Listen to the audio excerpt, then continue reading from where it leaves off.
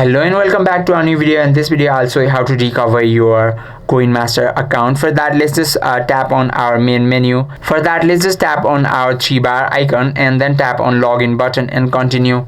And you can open your game with this. You can open your game with your Facebook and tap on continue button, and your account will be recovered. And if you are facing problem in logging in your Facebook, you need to go and open your Facebook, and let me just go back and I'll just log out from it. And after logging, and in case you are having problem or trouble logging in, tap on use another profile, and you need to tap on forgot password and enter your mobile number or email address, and then tap on continue button, and they will send you a code. Paste it over here, and you can reset your password. And after resetting, you can log into your Facebook, and you can and after logging into your Facebook, you can log into this game, and that is how you can recover your account. I hope this video helped you out. If you have any questions or queries, just let us know in the comment section. Thank you for watching.